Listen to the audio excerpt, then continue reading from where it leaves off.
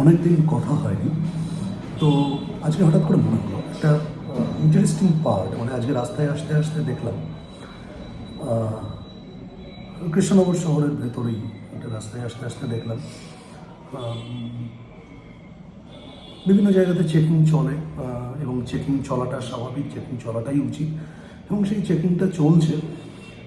একাধিক পর একের পর এক বাইকগুলোকে দাঁড় করানো, তাদের হেলমেট আছে কি না, তাদের কাগজপত্র ঠিক আছে কিনা। ডেফিনেটলি আমি এটাকে সাপোর্ট করি, মানে আমার যেন মনে হয় এটা করা উচিত, এবং এই পোর্শনটা থাকা উচিত আর কি, এই চেকিংয়ের পোর্শনটা থাকা উচিত।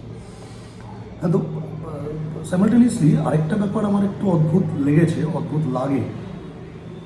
একাধিক সেই বাইকগুলো দাঁড় করানো, সেখানে চেকিং চলছে, এবং রাস্তা দিয়ে একাধিক একটার পর একটা মোটর ভ্যান, ইঞ্জিন আছে, ইঞ্জিন লাগানো মোটর ভ্যান, সেগুলো চলে যাচ্ছে। সেগুলোর কোনো চেকিং হয় না, তাদের কোনো লাইসেন্সের, না গাড়িটার কোনো লাইসেন্সের প্রয়োজন আছে, না ড্রাইভারদের লাইসেন্সের প্রয়োজন আছে।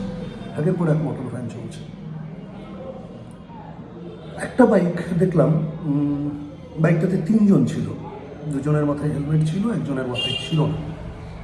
তো খুব আশ্চর্য লাগলো আর কি, 3 জন থাকার কারণে মানে তাদেরকে ফাইন দিতে হলো। মানে ফাইন দিতে হলো সে কারণে যে আশ্চর্য লাগলো তা নয় ব্যাপারটা।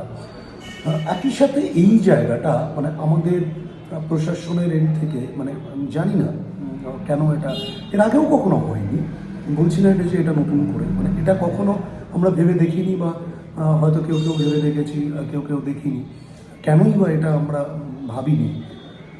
বাসগুলোতে যে বাস সিটের একটা ক্যাপাসিটি থাকে, লিমিটেড সিট ক্যাপাসিটি, এবং সেটা আরটিওর ইনস্ট্রাকশন অনুযায়ী সেটা মেনে চলা উচিত, সেখানে মানা হয়।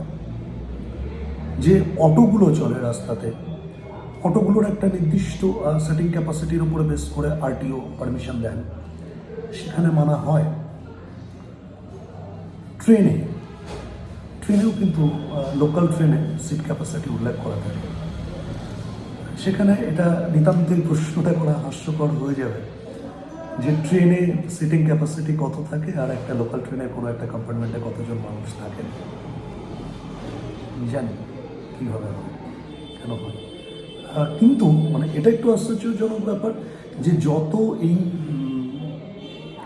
সমস্ত শাস্তির খাঁড়াগুলো কেন শুধু বাইক আরোহীদের উপরেই এসে পড়ে, এটা আমি সত্যিই বুঝতে পারি না।